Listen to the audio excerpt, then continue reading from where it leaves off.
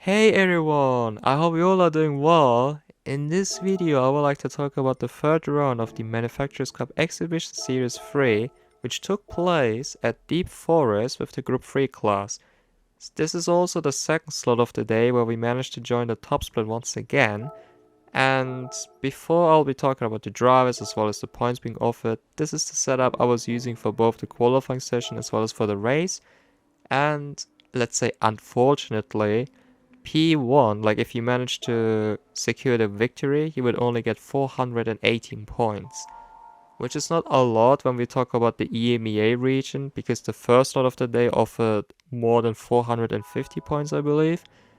I'm, what is it? I did the first race as well, but as I finished P5 only there, I was like, okay, let's try to do it once again for the second slot because I felt like I could achieve a better result. Unfortunately, few of the other drivers who did the first slot didn't join this slot because I think not only could we have got more points, but also more aura in terms of the drivers joining this round, right? Because here in this lobby, we have two world champions, excluding myself, hehehe. Sorry, I had to say that. But excluding myself, we had two more world champions here in Jose Serrano, as well as Coque Lopez, who, yeah, like, it's actually great to see him after such a while once again, especially being in the same lobby as him. And he also decided to troll around while using the Dodge Viper, which was the meta car for this race. But on the very same time, at the end of the qualifying session, or maybe it was before the qualifying session, but let's say during the second slot, he said during his stream, I believe, that he forgot that it was a tuning race, so he was using the normal setup. So even if he was using the normal setup, I think he could have, he could have done a really good qualifying lap. But I think he just wanted to have, he just wanted to have some fun and just enjoy it overall, right? But now here with the qualifying session, which also lasted for 5 minutes, we are about to start our first lap as well as our banker lap, in other words. As for the strategy for the qualifying session here, it's pretty much the same strategy which we were able to use on the previous round. So you were either able to just continuously drive till the end of the qualifying session, which I did in this case. So this is my banker lap, but once I set my banker lap, I continued setting my second lap of the qualifying session due to the tire temperature, I felt like. Because for both the qualifying session as well as for the race, the tire wear multiplier was set to times 7. And times 7 is quite a lot. The fuel consumption rate for the race only was set to times 2, but as we were only driving for 15 laps, we didn't really need to save fuel for the race, luckily. But because of the tire wear multiplier being set to times 7, it was really crucial for us to save our tires. And the Subaru WRX is a car known for not treating its tires that well. It's the same case for the Mitsubishi Evo, and the Beetle doesn't really have great tire wear either. So in my case, I really had to watch out what kind of strategy I was going to do in the race, but I will talk about that once I show you the race. But for the qualifying session here, it wasn't really an issue to do another lap after this one here. So our first lap was a 26.5, which isn't the best, but it's still a solid banker lap we can use for our qualifying session. But now when we head into turn 1 was alright, not the best, but we still had a solid exit there. And now for the following right-hander, you want to try to hit the apex as best as you can so that you can carry as much speed as you can. Try to use the left-hand side as much as possible in order to use as much momentum as you can for the following right-hander. Our first sector was a midpoint 1, which is solid. And here, like out of the tunnel, it was really difficult to put the power down because the Subaru liked to oversteer a lot there. Same for the following left-hander, like I really had to be patient on the throttle, which you were able to see, because otherwise I would have had lots of oversteer out of the corner. And now when we have a look on our sector 2 split time here, it was a midpoint 3, which was really good. And at this point I felt like I was about to get pole position, but unfortunately I kinda messed up the braking point into the final hairpin, as well as not really nailing the exit of the final hairpin. So I was kind of worried about not getting P1 here provisionally. But we are about to see that in the end I managed to set a qualifying lap time of a 26.3, and even our sector 3 time was like a mid to high 0.9, which was not ideal, but it wasn't the worst either.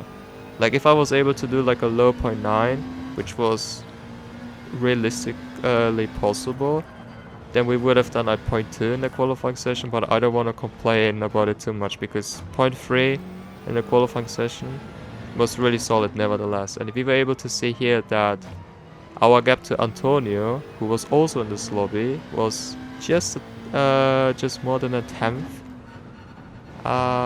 in this session. And in P3 we also had Lewis here driving for BMW and using the Z4 for this race. So you also have to watch out for his car, because his car, like the acceleration of the Z4 here, is quite good. Hence why a few of the BMW drivers wanted to go, or like ended up using the Z4 instead of the M6. But nevertheless, this is our final lap in the end of the qualifying session as well. So yeah, as I set the 0.3 there, I was kinda using the final lap as a relaxing lap in that sense. Like I still wanted to finish it in order for the qualifying session to end as quickly as possible, because if there's anybody out there who still hasn't managed to finish the qualifying lap or who went back into the pits, then we have to wait till the timer at the bottom of the screen there just goes all the way to 0, so that we can continue and do the race later on. But now, as you can see here, provisionally we got P1, and there's so many other fast drivers here as well. Like we have Antonio, we have Alu using the Alfa Romeo 4C, which was another great car.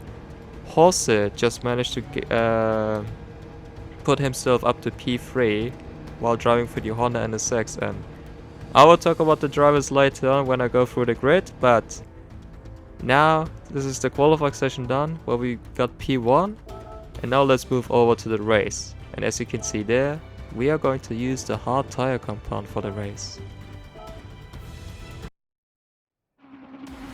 As usual, before we start the race, I would like to go through the grid once again so that you guys can also have a look where everybody else will be starting the race from. So in P1 we have myself there with the beautiful Subaru WRX, hehehe. In P2 we have Antonio with the Lexus. In P3 World Champion Jose Serrano with the Honda NSX. In P4 Paolo with the Alfa Romeo. In P5 Lewis with the Z4. In P6 we have Juju using the McLaren 650S. In P7 Incognito, I probably pronounced the name wrongly. In P8 Jay with the McLaren. In P9 Carlster, my goat, in the Porsche. In P10 Digit, also driving for Porsche. In P11 Smokey with the mighty Aston Martin, based by the way. In P12 Jorge Lopez driving for Dodge. In P13 Doctor with the Ford. In P14 Adrenaline, man. In P15 Meta Junior with the Nissan GTR. In P16 Sparks with the Toyota Supra. So about the race strategy. So as I talked about it very briefly before, the tire wear multiplier being used for this race is set to ×7 as well. And I also mentioned that the fuel consumption is set to ×2 for this race. But as this race in general is quite short, as we only have to lap the circuit for 15 laps, or like for 15 times, it's essentially like a daily race C type of race in terms of the length of the race itself, and thus the fuel consumption is not really an issue for this race. Because normally if we had a race as long as the first round, for example, which lasted for almost like 50 minutes, I believe, then maybe the fuel consumption would have been an issue here. But I think the race itself lasts like around 22 minutes or like 23 minutes-ish. And hence the fuel consumption is not really an issue here. But next to the settings being used here, and also next to the medium tire compound which was used for the qualifying session, we also have to use the hard tire compound for the race as well.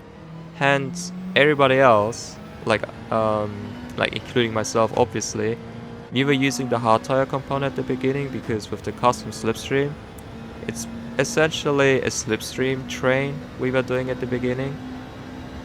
Because it was essentially impossible to pull away unless you had such a good pace here overall and you were also using the Dodge Viper probably. But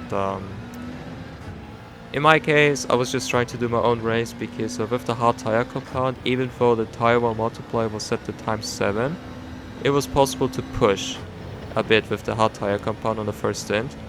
Because ideally with the strategy, if you were driving by yourself only, but I will talk about that in a bit, because here Antonio goes for the move into turn 1. I also wanted to give him space there, but here I still tried to go around the outside. Here I was losing a bit of the rear at the exit there. And because of me running a bit too wide there, I got the track limit penalty, which it's a bit of a shame because I don't really understand why that has to be a track limit penalty. Because not only did I lose the position to Antonio there, but on the same time I also had dirty tires for the following corners. And in the end I still have to serve the penalty. But in the end it was still not bad, for my position at least, because here I was able to use the slipstream a bit from Antonio for the back straight. Here I was also about to serve my penalty, and after serving my penalty then Jose would obviously get P2, and I could also try to use the slipstream in order to close the gap down to Antonio once again. So the race for myself wasn't over at this point yet, but on the same time it wasn't ideal because normally you never want to have a penalty for whatever reason, right? And here we were also able to see that Lewis was already up to P4, and I also talked about it earlier, like you guys should also have a look at Lewis here because Lewis has really good pace here, especially in the set 4. And in my case, because on the first race I finished at P5 and got 383 points for that, and in this lobby, if I wanted to get at like more than 383 points, I would have to finish within the top 2 at least. So that was my goal. So at the beginning, as usual, I wanted to try and work with the other guys as best as I can, so that I could also aim for either finishing in P1 or in P2. But before that, like at the end of Sector 1 I believe it was, you were able to see how horrendous the servers are at the moment. Yes, to be fair, my connection on the left hand side shows a 1 bar connection, but I can also guarantee you and also tell you that everybody else complained about the servers afterwards as well, because I think Jose told me about it too, that he also experienced lots of lag spikes, and here Antonio ran a bit wide there, and and first lost the lead. I tried to go around the outside, but then I didn't really have the momentum for that. But then here I tried to go down the inside so that we could also make it 3 wide instead. And here, shout out to Lewis because he also gave me the bump into turn 1 and thus allowed me to retake the lead once again. Here I gave Antonio a bit of space here, because I knew that if I pushed it a bit too wide there, then he would have got the penalty instead. Because the penalty, or like the track limit penalty, is quite strict in that section. And the other area, or like the other corner where you can easily get a track limit penalty, even if it wasn't really your fault, is like the exit of the final hairpin, or like the exit of the final corner in other words. Because if you run a bit too wide there on the curbs, then you will also receive a track limit penalty. It's the same case for here as well as for the first, not for the first tunnel. Like once you start sector 2, the exit of the first right-hander, there's like a tunnel, right? And within that tunnel, or like inside that tunnel on the left-hand side, if you place your car a bit too early on the left-hand side, then you will also receive a track limit penalty there. For whatever reason. But anyway, let's move on to, onto the race. Because I wanted to talk about the ideal strategy earlier, right? So, if you are just running your own pace, I think ideally, like if your car also had a normal or let's say a rather good tire wear, then the ideal strategy would be to do 6 laps on the hard tire compound and 9 laps on the medium tire compound. But in this case here, as it was literally a slipstream train, and because of that you might want to have better tires towards the end of the race, it was maybe smarter to do 7 laps on the hard tire compound instead, and also 8 laps on the medium tire compound instead.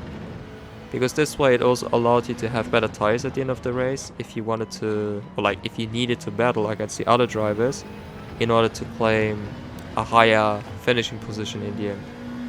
So I tried to go with 7 laps on the hard tire compound first, because I knew that with the tire of the Subaru WRX I wasn't really able to do 6 laps on a hard tire compound at least, unless I would maybe prepare myself a lot more for this race, where I would practice my tire wear and also be a bit more prepared in general. But here in this case, as I was leading the race and I couldn't really slow down through the corners in order to look after my tires, I wanted to try and go with the 7-8 strategy in the end. And here on the left hand side you were briefly able to see that Alu went into the pits already at the end of lap 5, which was quite interesting. And how do you say that? Like it was interesting to see that, because with him driving the Alfa Romeo, he was able to do that ish. I would have advised to go with 6 and 9 in the end for him. But I think he wanted to risk something and also to undercut few of us. By the end, once we go into the pits, like in my case, I wanted to I wanted to go into the pits 1 lap after this one here. But I think that's mainly it in terms of the strategy, because it's just this race is all about patience and also trying to work together. And not only that, but you also needed to have a really good qualifying result in order to be in the position of working together with the other drivers and also trying to fight for the victory by the end of the race. So yeah, like this is the penultimate lap, because we are about to start our final lap with the hard tire compound still at least. And after that, changing over to the medium tire compound in order to try and finish the race there. But I think that's mainly it from my side, because this is the strategy. So once I'm about to leave once again, I also wanted to say that at the end of this video you will also be able to see where I finished at the end of the exhibition series here. Like for me personally, I was quite proud of the end result, because there were so many fast drivers doing the exhibition series, and I was also competing against some of the other meta cars here, on like not really meta cars but like better cars on few occasions. But it's always like nice to challenge, to have a challenge in the end, because this way I always believe this is like the perfect way how you can also try to become a better driver. Like if you only use the meta cars, then yeah, sure, then you can compare your pace with the other drivers, obviously, like within the same brand. But if you're using a weaker car, then you're still trying to overcome yourself by trying and getting the best result as possible, right? And I think this is always like a nice challenge with these exhibition series. And here we also went into the pits, except for Doctor because he was on the medium tire compound. But yeah, all of us, we went into the pit so that we could also change it to the medium tire compound in order to finish the race. But yeah, but from now on, please enjoy the second stint, because at the end, as I said it before, you can also have a look on the end result of the entire exhibition series here. But once again, I would like to wish you all a good start into the week, and stay safe, and hopefully I'll be able to see you guys on the next time. So until then, have a good one everyone. Cheers!